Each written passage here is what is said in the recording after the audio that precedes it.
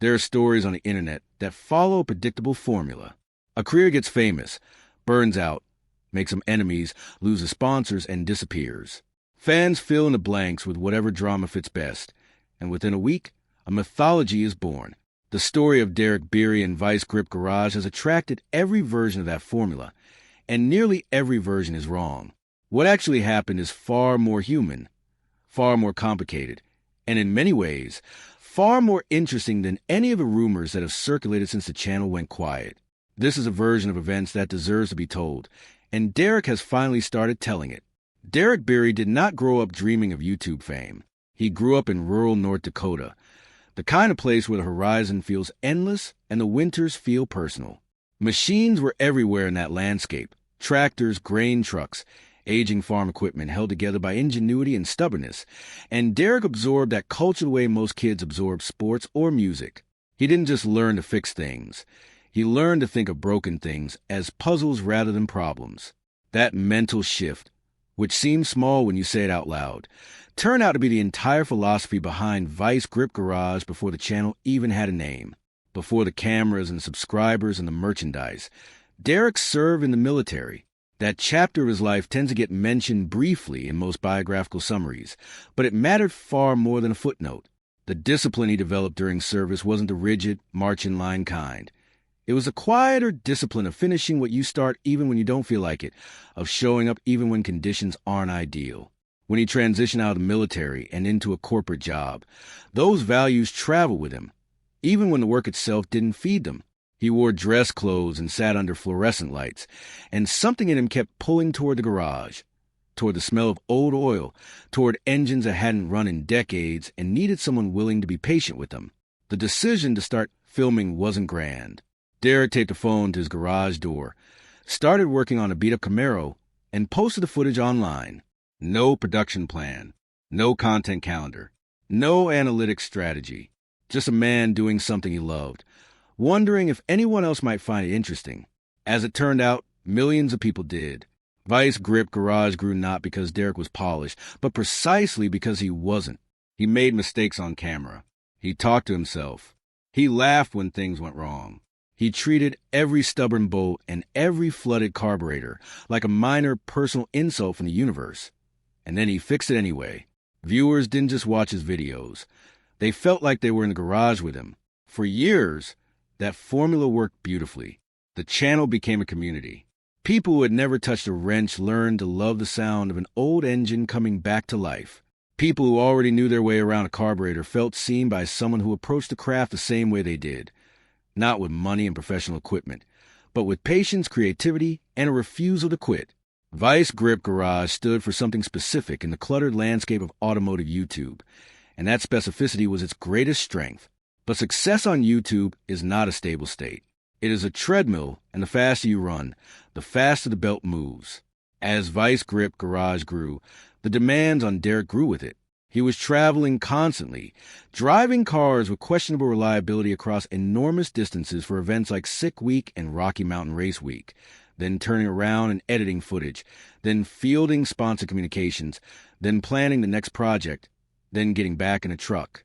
His wife, Jessica, was holding things together at home, managing their children, keeping the household running while Derek was perpetually somewhere between a junkyard and a starting line.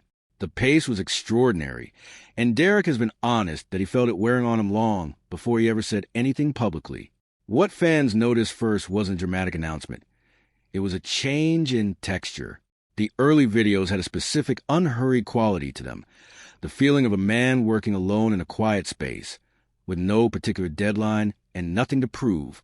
As the channel grew, that quality gradually faded. The projects became more ambitious. The schedule became more relentless.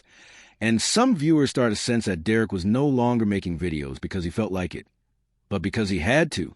Comments accumulated noting that the newer content felt different, that there was a stress visible in the newer Derek that wasn't there in the old one.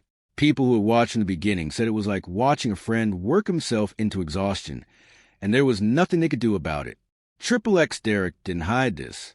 He mentioned the travel, the deadlines, the pressure. He joked about barely making a home between trips. What he didn't fully explain at the time was that the burnout was total.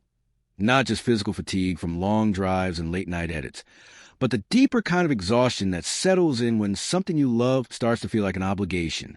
Psychologists describe this as creative burnout, a state where the activity that once provided meaning and relief becomes a source of stress. The very passion that made Vice Grip Garage what it was had become something Derek had to manage and perform rather than simply live. The decision to step back wasn't made in a single moment. It accumulated over months, in conversations with Jessica, in quiet drives where Derek tried to figure out what he actually wanted, in the gradual realization that no view count or subscriber milestone was worth what the pace was costing him and his family. He has said, with the kind of directness that made fans love him in the first place, that if your dream costs you your family, the price is too high. That statement wasn't abstract philosophy. It was a conclusion he had reached personally at real cost. The so-called cancellation of Vice Grip Garage was never really a cancellation. It was a man choosing his children over his upload schedule. It was a husband deciding that being present at home mattered more than being consistent on a platform. It was a creator who had spent years giving enormous amounts of himself to an audience, finally acknowledging that he had limits, that the audience would survive him taking a breath, and that Vice Grip Garage would be better for it in the long run. The fans who understood this responded with warmth. They said they'd wait. They said the content would be there whenever Derek was ready. That response, more than anything else, revealed what Vice Grip Garage had actually built. Not just a following, but a community with genuine affection for the person at its center. Derek Bieri is not done. Vice Grip Garage is not dead. What ended was a version of the channel that was running on fumes, operating under pressure that was never sustainable, producing content faster than it could be enjoyed. What comes next is something Derek has described as a return to the original spirit of the channel. Slower, more personal, driven by curiosity rather than deadlines. Whether that version of Vice Grip Garage meets the expectations of millions of subscribers remains to be seen. But Derek has never worried much about expectations. He taped a broken phone to a garage door once, and something remarkable happened. Whatever he does next, the foundation is solid. There are moments in public life when the carefully maintained separation between a person's image and their private reality collapses, and what comes out is not what anyone expected. For Melissa Gilbert, the actress best known for her years as Laura Ingalls Wilder on Little House on the Prairie, one of those moments arrived not during the height of her career, but decades later, in middle age, far from Hollywood, in a small house in the Catskills, after years of addiction, financial ruin, failed marriages, physical collapse, and the slow, painful process of figuring out who she actually was. What she revealed about her marriage, specifically her marriage to actor Timothy Busfield, was not a scandal in the tabloid sense. It was something stranger and, in its way, more striking. The story of a woman who had spent her entire life performing for other people finally learning what it felt like to be genuinely loved. Melissa Gilbert's origin story is one of the most unusual in American entertainment history. She was adopted as an infant by Paul Gilbert and Barbara Cowan, themselves figures in Hollywood, and grew up inside an industry that had strong opinions about how she should look, speak, behave, and feel. She began acting professionally as a small child and landed the role of Laura Ingalls Wilder when she was 9 years old. Little House on the Prairie ran for 9 seasons. For a significant portion of her childhood and adolescence, Melissa Gilbert did not have a private life in any meaningful sense. She was Laura Ingalls. She was everyone's daughter, everyone's idea of frontier wholesomeness and resilience. The real Melissa Gilbert, whoever that was, had very little room to exist.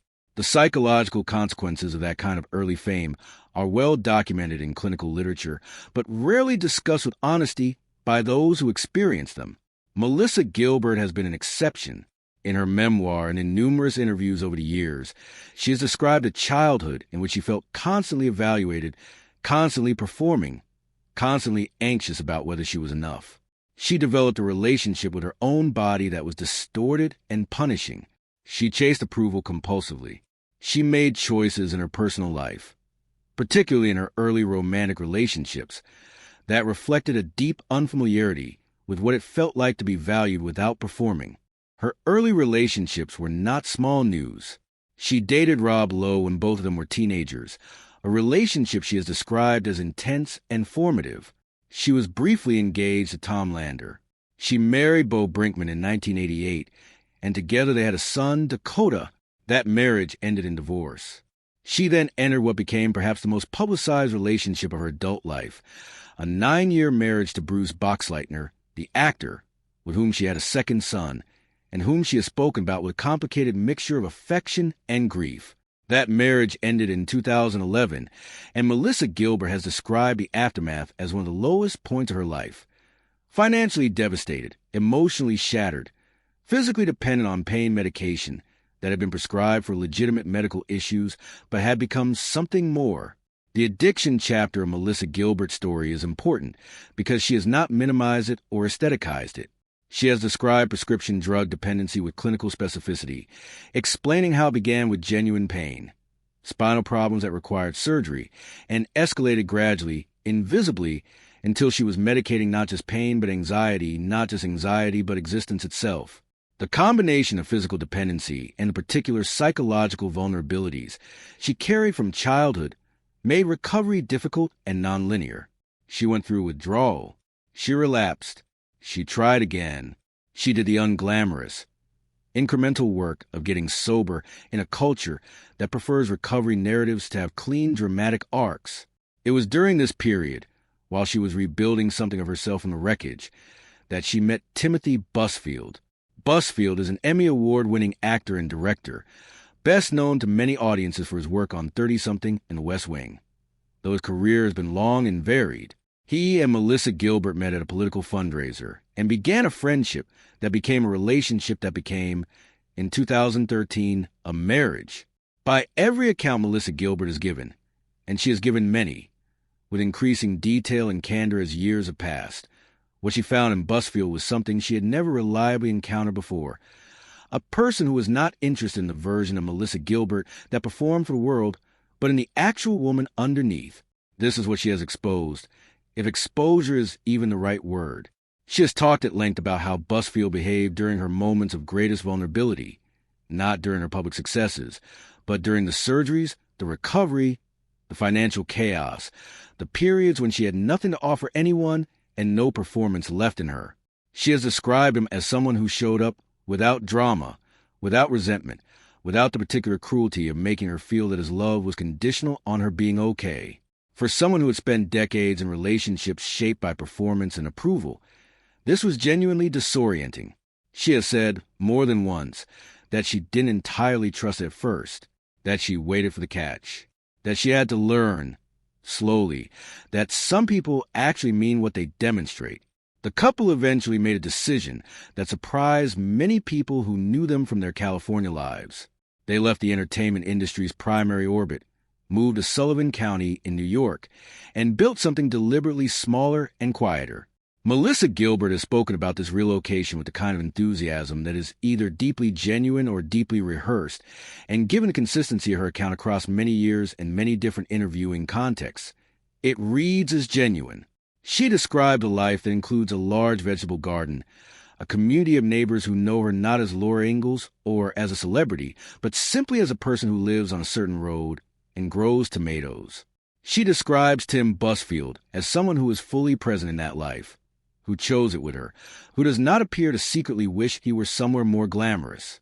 What Melissa Gilbert has exposed about her husband is, in the end, not a scandal but a portrait. She has described a man who is patient, who is funny, who is committed to the actual texture of daily life rather than its appearances, and who seems to have understood something important about what she needed. Not more performance, but less of it.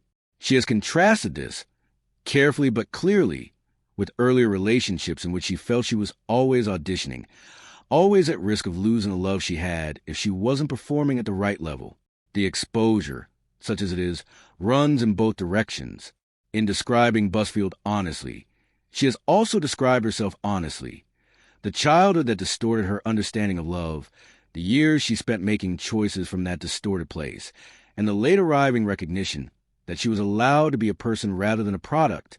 There is something quietly significant about the fact that this story has unfolded in public at all. Melissa Gilbert did not have to tell any of it. She could have maintained the polished exterior that celebrity culture provides and kept the harder truths private. Instead, she has spoken with a directness that has clearly cost her something, not in popularity, which has actually grown, but in the protective comfort of privacy. She has done it, she says, because the story of her recovery and her marriage is the most honest thing she has to offer, and because she has met too many women who recognize themselves in her earlier self. The performer always trying to be enough to stay silent. Her marriage to Timothy Busfield has now lasted more than a decade. By Hollywood standards, by any standards, that is not nothing. She continues to work in theater, in occasional television, in advocacy work around addiction recovery. He continues to work, primarily behind the camera. They live in the Catskills, tend to their land, and do not appear to be in any hurry to return to a version of life defined by visibility. Melissa Gilbert has described the current chapter of her existence as the first